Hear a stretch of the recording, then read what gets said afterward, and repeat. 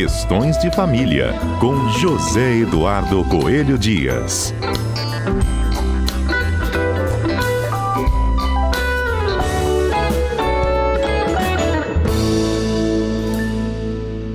Ex-Edu, bom dia. Bom dia, Fernanda. Bom dia aos nossos queridos ouvintes da Rádio CBN. 25 de maio é Dia Nacional da Adoção. Hoje a gente vai falar um pouquinho aqui sobre mitos e verdades e por que ainda, tantas crianças e adolescentes aguardando por uma família, Edu. Pois é, Fernanda, muita gente aguardando ainda. O processo de adoção, a gente tem que olhar sempre por dois enfoques, né? E tem uma coisa que vai prevalecer sempre, que é o melhor interesse da criança.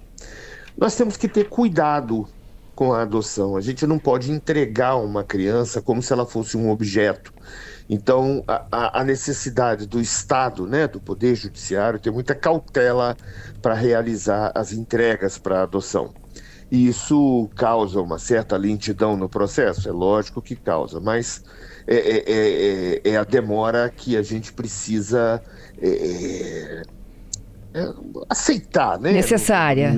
Necessária, é uma demora necessária para que se tenha cuidado. Você não pode simplesmente entregar para qualquer pessoa. E já há algum tempo, já há bastante tempo, foi criada também uma lista, de pretendentes à adoção, e essa lista tem que ser seguida sequencialmente, por ordem cronológica. Quem chegou primeiro, consegue a adoção primeiro. E aí surge um problema. Nem sempre aquele que está na ponta da lista aceita ficar com as crianças que estão na ponta da lista também. Tá? Então vamos imaginar que alguém tenha feito lá na hora de preencher sua habilitação, tenha feito algum tipo de restrição com relação à etnia da criança.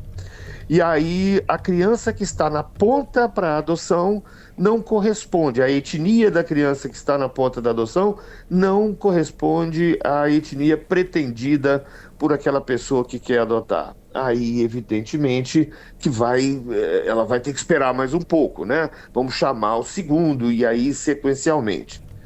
Outro problema que acontece é grupos de irmãos. A lei determina que, sempre que possível, os irmãos sejam adotados de forma conjunta. E isso é muito bom, Fernanda. As crianças já perderam o pai e a mãe, Vão perder também os irmãos. Então, eu acho que a lei é boa nesse sentido, de tentar preservar os irmãos unidos. Mas nem sempre quem está na ponta lá deseja a adoção de mais de uma criança, não deseja ou não pode ficar com irmãos. Então, vamos passar para o seguinte da lista. Então, fazer essas combinações, Fernanda, acaba tornando o processo um pouco mais lento. É bem verdade que há algumas situações que podem melhorar. Eu já tive a oportunidade de conversar com algumas pessoas que coordenam, na prática o sistema, e ver que em alguns juízos há uma postura mais ativa. O assistente social ou psicólogo que fica à frente dessas buscas procura buscar, achar, encontrar pessoas com aquele perfil compatível com a criança e não se prendem só exclusivamente na lista, na sequência, fazem visitas, vão atrás e conseguem equacionar esse problema de uma forma mais célere. Mas a gente tem que entender também que isso é uma garantia para as próprias crianças. Fernanda, nós estamos vivendo um momento em que existem pessoas ruins, pessoas que são capazes de fazer uma adoção para as piores finalidades possíveis. A gente não Verdade. fica até sem jeito até de falar, Mas o ouvinte pode imaginar do que a gente está falando, de questões assim que são horríveis. Então tem que se ter o cuidado também. E por outro lado, os pretendentes precisam também ter mais flexibilidade, ver o que está em jogo. E eu sempre falo assim, quando a pessoa começa a escolher demais, Fernanda, eu fico pensando assim, bom, ok, etnia você vai escolher, porque você, afinal de contas, é de uma determinada etnia, tem digo assim, na situação chamada biológica, né? Numa paternidade biológica. Você está lá com a sua esposa, com o seu marido, você sabe a etnia dele, ele sabe a sua etnia, então evidentemente que há uma probabilidade da etnia da criança ser muito próxima àquilo que vocês sonharam, desejaram. Agora, o sexo, por exemplo, ninguém escolhe. Se uma criança vai nascer ou não vai nascer com alguma questão física que inspire cuidados, com alguma síndrome, ninguém escolhe. E o filho adotivo a gente escolhe. Então, quer dizer, preciso refletir sobre isso também, né, Fernanda? Sem Então são dúvida. essas questões aí que vão fazendo o processo não ter a celeridade e aí nós vamos nos deparar com um outro problema, que é as crianças vão envelhecendo dentro dos abrigos e aquelas crianças que não estão na lista de preferência vão envelhecer e vão ter muitas dificuldades no futuro, né, Fernanda? E isso a gente precisa.